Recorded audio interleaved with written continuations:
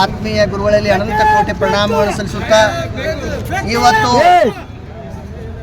ರಾಜ್ಯ ರೈತ ಸಂಘ ಹಾಗೂ ವಿವಿಧ ಸಂಘಟನೆಗಳು ಕರೆದಿರ್ತಕ್ಕಂಥ ರೈತ ಬೆಂಬಲ ಬೆಲೆಯನ್ನು ಎಲ್ಲ ಕಾರ್ಖಾನೆಗಳು 3,000 ರೂಪಾಯಿ 3,500 ರೂಪಾಯಿಗಳನ್ನು ನಿಗದಿ ಮಾಡಬೇಕು. ಆ ನಿಗದಿ ಮಾಡಿದ ನಂತರ ಕಾರ್ಖಾನೆಯನ್ನು ಪ್ರಾರಂಭ ಮಾಡಬೇಕು ಅಂತಕ್ಕಂಥ ವಿಚಾರವನ್ನು ಇಟ್ಟುಕೊಂಡು ಇವತ್ತು ಹುಕ್ಕೇರಿ ತಾಲೂಕಿನಾದ್ಯಂತ ಬಂದ್ ಕರೆಯನ್ನು ಕೊಡಲಾಗಿದೆ.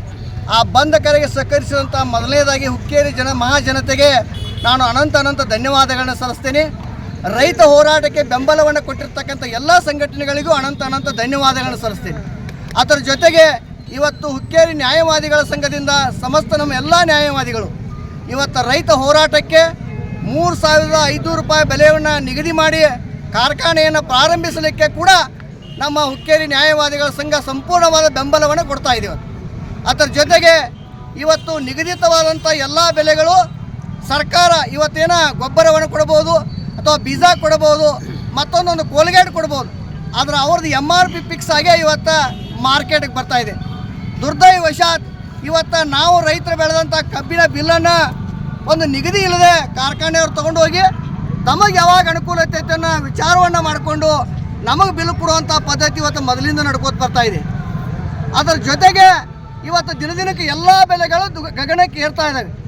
ಆದರೆ ಸುಮಾರು 10-15 ವರ್ಷಗಳಿಂದ ನಾವು ನೋಡ್ತಾ ಇದ್ದೇವೆ, ರೈತ ಹೋರಾಟ ಮಾಡಿದಾಗ ಮಾತ್ರ ಬೆಲೆ, ಅಲ್ಲಿವರೆಗೆ ಅವನ ಯಾರೂ ಕೇಳುವಂಥ ಪರಿಸ್ಥಿತಿ ಒಳಗಿಲ್ಲ. ಅದಕ್ಕೆ ದುರ್ದೈವ ಇವತ್ತು ಪ್ರತಿಯೊಂದು ಹೋರಾಟ ಇವತ್ತು ನಾವು ಬೆಲೆಯನ್ನು ತೊಗೋಬೇಕಾದ್ರೆ ಹೋರಾಟ ಮಾಡಿ ರೈತರ ಬೆಲೆಯನ್ನು ತೊಗೋಬೇಕು. ಅದರ ಜೊತೆಗೆ ಕಾರ್ಖಾನೆ ಮಾಲೀಕರಿರ್ಬೋದು ಅಥವಾ ಮತ್ತು ನಮ್ಮ ಶಾಸಕರಿರ್ಬೋದು ಅಥವಾ MP ಗಳಿರ್ಬೋದು, ಇವತ್ತು ಸರ್ಕಾರ ಇರ್ಬೋದು, ಇದರ ರೈತರ ಬಗ್ಗೆ ಗಮನವನ್ನು ಹರಿಸದೆ ಇವತ್ತು ಒಂದು ಮಂಡತನವನ್ನು ಪ್ರದರ್ಶನ ಮಾಡ್ತಾ ಇದ್ದಾರೆ.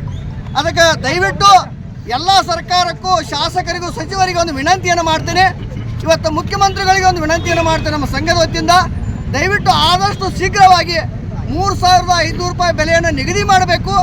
ಇದನ್ನು ಸಂಪೂರ್ಣವಾದಂಥ ರೈತರಿಗೆ ಬೆಂಬಲವನ್ನು ಕೊಡಬೇಕಂತಕ್ಕಂಥ ಮಾತನ್ನು ಈ ಸಂದರ್ಭದಲ್ಲಿ ಹೇಳಿ ನನಗೆ ಮಾತನಾಡಲಿಕ್ಕೆ ಅವಕಾಶ ಮಾಡಿಕೊಟ್ಟಂಥ ಎಲ್ಲ ಸಂಘಟಕರಿಗೆ ಮತ್ತೊಮ್ಮೆ ಧನ್ಯವಾದಗಳನ್ನ ಹೇಳ್ತೀನಿ. ಅದರ ಜೊತೆಗೆ ಇವತ್ತು ತಾವೇನೆಲ್ಲ ಪತ್ರಿಕಾ ಮಾಧ್ಯಮದವರು ಬಂದಿರಿ, ತಮಗೂ ಕೂಡ ಅನಂತ ಧನ್ಯವಾದಗಳನ್ನ ಹೇಳ್ತೀನಿ.